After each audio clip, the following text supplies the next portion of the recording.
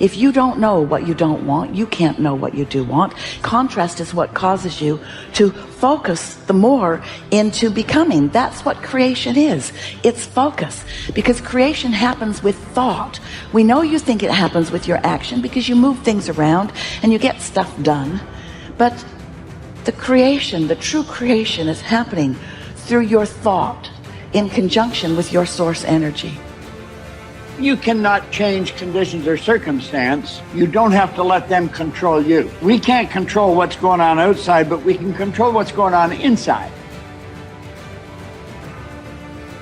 As you think, so shall you be. 7 little words that I think are perhaps the most important things that we can learn and master in our lives. This old proverb notion that I become what I think about all day long.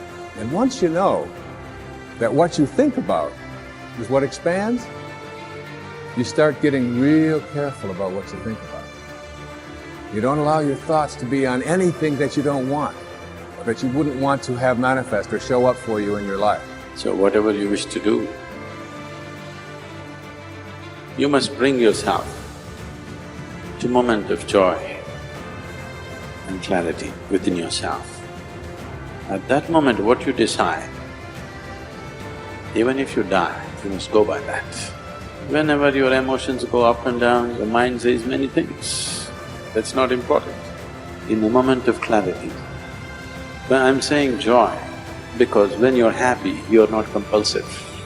When you're very happy and clear, at that time, if you look at things and see, yes, this is what is more sensible for me, just do that. It doesn't matter if it feels like hell, because that's where your well-being is. When you're in different states of compulsiveness, if you make decisions as to which way to turn, you will be endlessly lost. That the way that we speak actually influences the way that we think. But perhaps even more importantly, number 2, he said the way that we speak influences what we think. That our thoughts, what we are capable of thinking, are actually linked to the way our neurons are being wired. Got better day by day and week by week and month by month, and I'm asking you to do the same thing until you can develop a long arm and a long reach, until you can develop influence that won't quit. Touch people next year you couldn't touch this year. Touch people now you couldn't touch before. Conduct a meeting now you couldn't conduct before. Heart and soul now mixed in there that wasn't there, it was missing before. I'm asking all of you to get better in spite of the winters, in spite of the downturn. The money downturn, the social downturn, the personal downturn, whatever it is. Just get stronger. Get better. The key is not to wish for a better winter. The key is to wish for more strength, more wisdom, more courage, get better, get wiser, get stronger.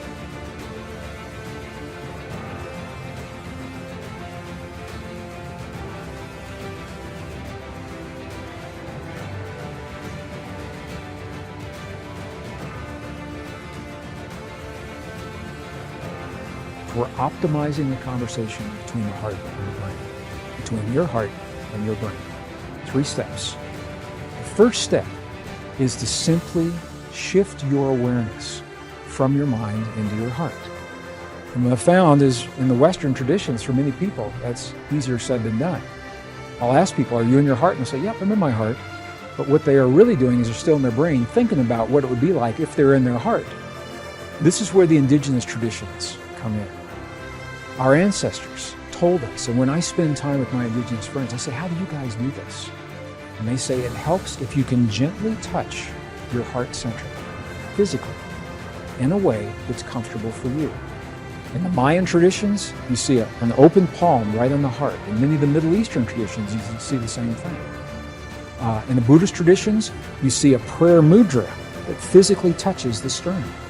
The key is, any of those things creates a gentle touch, a physical sensation right over the heart center, and your awareness will always go to the place where you feel the sensation. That's the key.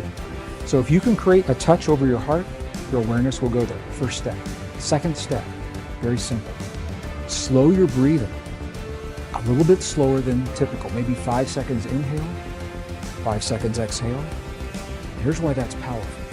because the only time you would ever slow your breathing and breathe in that way is when you feel safe. When you feel that you're in a place that's safe and you're not threatened and you're not vigilant of your surroundings. So you're telling your body you're in a place that's safe. Slow your breathing. Third step, and this is the key, is to begin to feel the feeling that creates 0.1 hertz. Feel the feeling that sets up the coherence between your heart and your brain. How do we do that? I gave it away earlier. I've already mentioned it. Scientists have found at the Institute of Heart Math, their researchers have found that there are 4 key words that work almost 100% of the time for everyone. Appreciation for anything or anyone.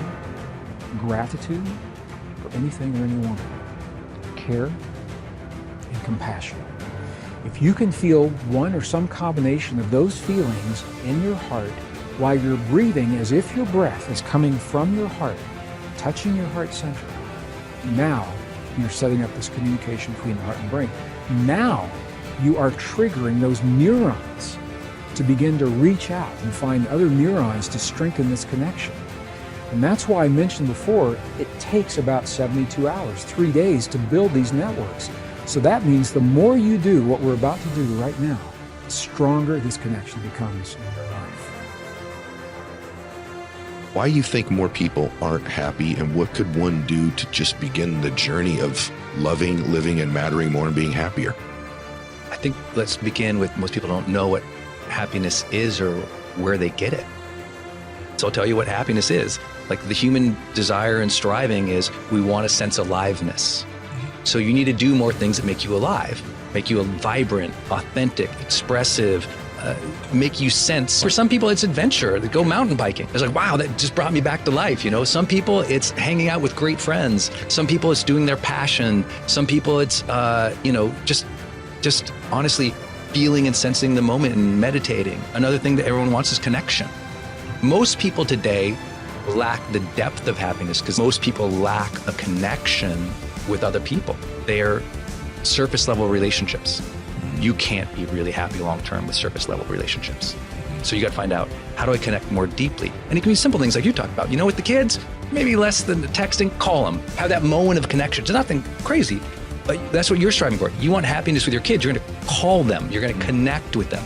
So think about connection relationships, a level of depth. Then we want meaningful pursuits. When I go after that, I love that pursuit. And notice it doesn't say meaning. A lot of people just say meaning. I said, no, it's meaningful pursuits. Because a lot of people we know who are really successful, they've already had a meaningful life. They're miserable because they're not pursuing anything anymore. You got that. You got to have that pursuit, man. Yeah. You got to find a pursuit. It has meaning to you. It brings you back to life. That's happiness. And then the middle of the triangle is the capital G, growth. If you don't have aliveness, you don't have connection, you don't have meaningful pursuits, and you don't have growth, you're miserable. We can bank on it. We can guarantee it. The research will reveal it every single time. But if we can get you a little bit more alive, a little bit more connected, a little bit more meaningful pursuits, and a little bit more growth, those like little bit in each of those, it's like a thunderous shift in your life. You're just like, whoa, little bits in those. But there's an access point. Why aren't most people happy? Let's say they did all those things. Still not happy?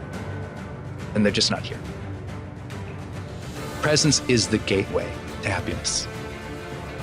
If I can't get you present, to feel it, to sense it, you can't change.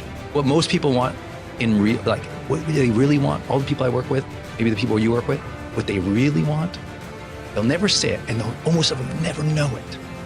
What almost every human being wants is they want to feel the day more. They got all these activities, they're blazing through. Get the kids to school, get this off to there, get that done, answer that email, get this project done. And even if they're moving towards things they find meaningful and they're awesome, but if they don't feel it, if they're literally not present, they're not mindful enough to sense it, to appreciate it, to feel grateful, to feel the joy, to feel the ups, to feel the downs, to feel the miseries, to feel the wins. If you aren't feeling the day, you're just blazing through as an automaton. You're just blazing through the days, on autopilot. You're just like overwhelmed, stressed, going through it, but you don't feel the day. I can't get you to be happy. So the gateway to all of happiness is always presence. Learn to be more present in the moment. Feel the moment, even the bad ones. You got to feel the day more to feel